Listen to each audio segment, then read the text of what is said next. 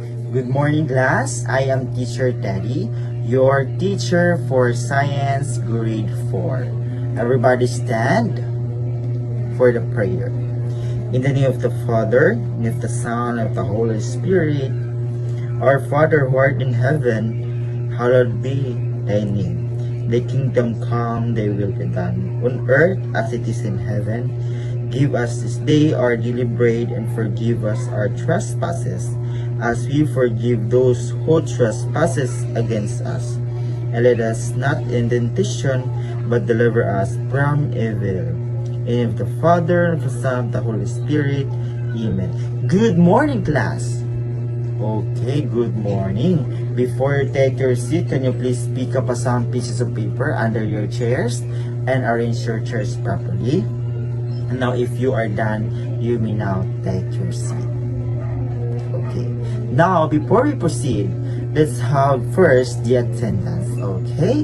Now, if I will call your name, you can say present teacher. Okay. Kat Miku Hinayon. Very good. Madeline Laurel. Very good. It seems that all present and eagerness to learn, because no one is absent. Give yourselves 5 claps. 1, 2, 3, 4, 5. Very good. Now, class, in our classroom, I also prepared here a classroom rules and regulation. Okay. The first one is sit properly. Everyone, can you please sit properly? Okay, very good. Next is lesson. No. Listen to your teacher, to your classmate if someone is talking. Understood? Okay, very good. Next one is keep quiet. Okay? If someone is talking, especially si teacher, you need to keep quiet for easy to understand. Oh, very good. Last is respect is the most important in our inside our classroom. Okay, respect to your classmate, respect to your teacher. Understood? Okay, very good. Nice to hear that. Class, very good. Okay, class. Do you excited our first activity? Okay. Our activity is called Guess the Moon Phases. Okay. Now, I will divide you into 2 groups. This will be the group 1 and this will be the group 2. All you have to do is each group will observe picture of the moon show at the screen. You will identify what moon phases is shown. And also, I will be giving you 10 seconds and 1 representative for each group will write the answer into the board. And the group with highest score is win. Okay? Okay, now class, your 10 seconds is start now.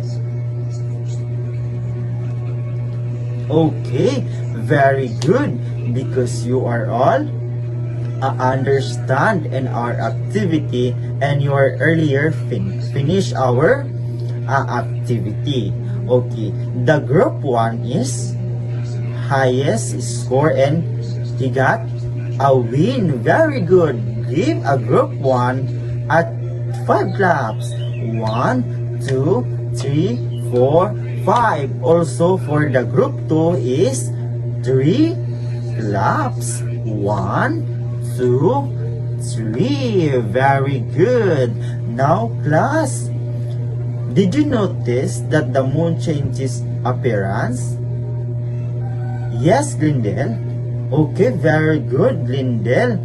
Those changes are called moon phases.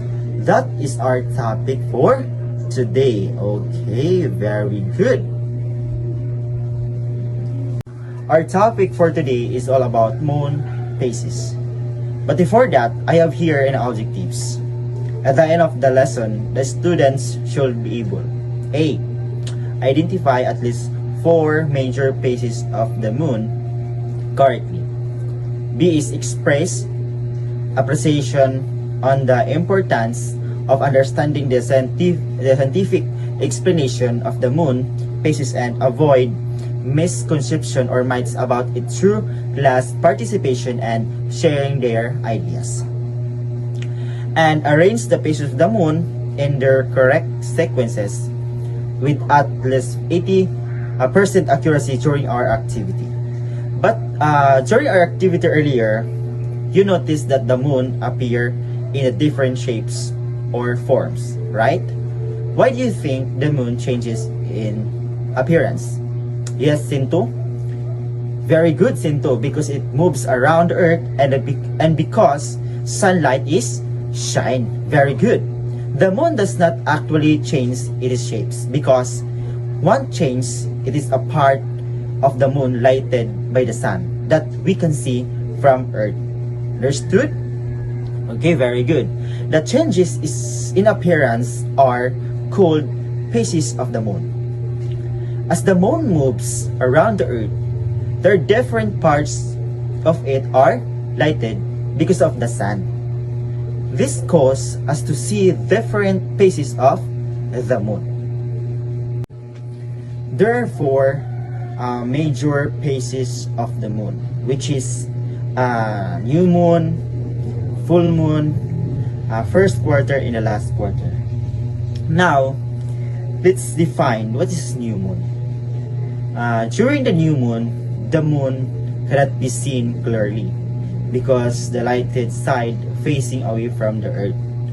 And then full moon is during the full moon, the whole lighted side of the moon can be seen from the earth because nakabiran. Now, first quarter and the last quarter, it is same definition. It is because it is only half of the moon appears lighted. So, half lang ang lighted ana nila sa first quarter in the last quarter. Now, let's identify the phases of the moon again. How can I identify these phases? Yes, Kalda. Very good, Kalda. Full moon. Why is it full moon, Kalda? Okay, very good, because the whole moon appears bright. Very good. Now, give 3 claps for Kalda. 1, 2, 3. Now, what phases of this? Yes, Raymond. That's right, Raymond. New moon. Now, last question. Why we barely see the moon during the phases? Yes, Kat. Because the lighted side is facing away from the earth. Very good, Kat. Give Kat a 3 claps. 1, 2, 3. Good observation. Now, answer this activity on your notebook. Direction. Identify the phases of the moon and being described. Write your answer in your science notebook. Okay. I will give you 3 minutes to answer this activity. Okay, everyone, are you done? Very good. Now, let's check your answer. Change to your statement, okay? And write corrected by. Okay. Now, class, the first question is, the moon appears completely bright and round. What is the answer? Yes, Kat. Full moon. Very good. The next one is, the moon cannot be seen clearly. What's the answer? Yes, Madeline. Very good. It is the new moon. Very good. Third one is, half of the moon appears bright. Yes, Bato. First quarter and last quarter. Very good. I think you are already know because you are listening earlier in my discussion. Very good, everyone. Fourth, the moon changes appearance because it revolves around. Yes, Sento. Earth. Very good. For the last one is, the different appearance of the moon are called what? Yes, Joanna. phases of the moon? Very good, everyone. Very good. Now, give yourselves 5 claps. 1, 2, 3, 4, 5. Everyone is got the correct answer. Am I right? Yes, very good. Now, class, let's have another activity, what we call picture puzzle. The class will divide into 2 groups. Each groups will be given set of picture puzzle showing the phases of the moon and arrange the puzzle pieces correctly to form the complete cycle of the moon and label pieces correctly. The first group to finish this activity and correct answer will be declared the winner, and I will give you 10 seconds to do this activity. Okay, go to your groups. Okay, very good. Now, the group will have a correct answer, and who finished earlier are the group 2. Very good. Now, give a group 2 5 claps. 1, 2, 3, 4, 5. Now, also, since a group 1 are not winner, we can give also a 3 claps. 1, 2, 3. Very good. Okay, since we are done discussing our topic earlier, now I have here a question to test you if you are really listening, or if you are really understood our discussion. Okay, number 1 question is, what did you learn today?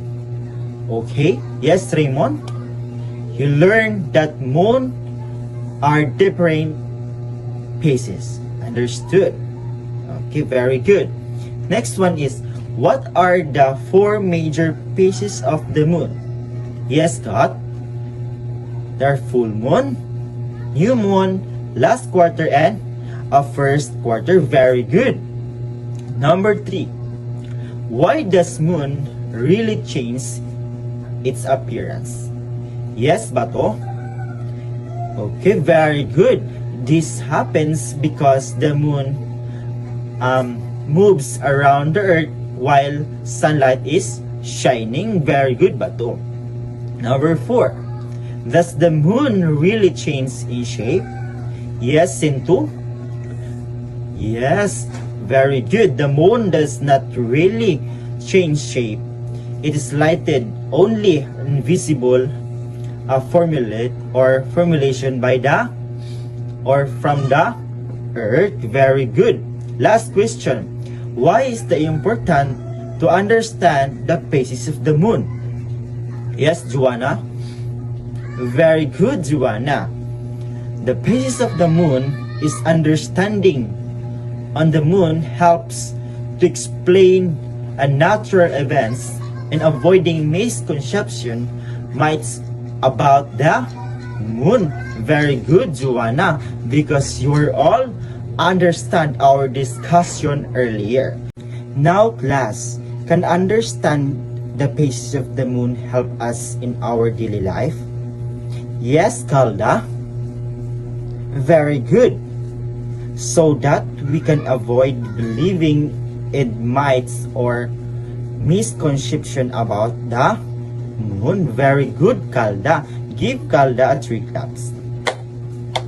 Okay. Now, class, understanding the phases of the moon help us explain what we observe in the sky. Now, class, get 1 whole sheet of paper and direction. Study the picture carefully and identify the moon phases shown in each picture. Write in the 1 whole sheet of paper. You will be given 5 minutes to answer this activity. And